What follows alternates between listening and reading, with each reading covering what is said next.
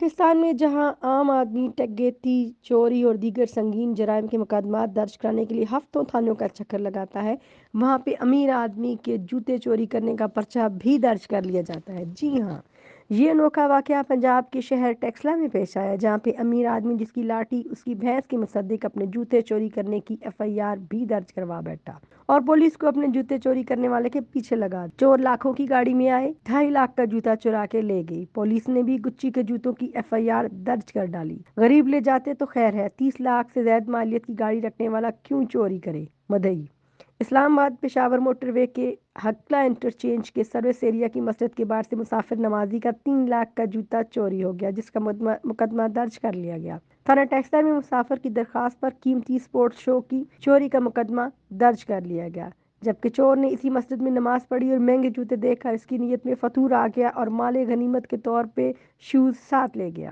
FIR کے مطابق مسافر نے ہکلا انٹرچینج کے ریسٹ ایریا کی مسجد میں نماز پڑھنے کے لیے جوتے اتار کے رکھے تھے، جن کی قیمت 2.5 سے 3 لاکھ روپے تھی۔ جس شخص نے جوتے چرائے وہ خود بھی لگژری گاڑی میں ڈرائیور کے ساتھ آیا تھا۔ مقدمے کے مطابق چور کوئٹہ کے رہائشی تھا، جس نے پہلے فون پر جوتے واپس کرنے کا وعدہ کیا، تاہم بعد ازاں اس کی نیت بگڑ گئی اور وہ جوتے دینے سے انکاری ہو گیا۔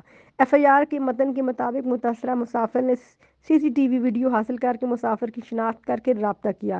مدعی کے مطابق جوتے چرانے والا غلطی ماننے کے باوجود بھی جوتے واپس کرنے سے انکاری ہے۔ FIR کے متن کے مطابق جوتا چوری کرنے کا واقعہ 23 جنوری کو پیش آیا۔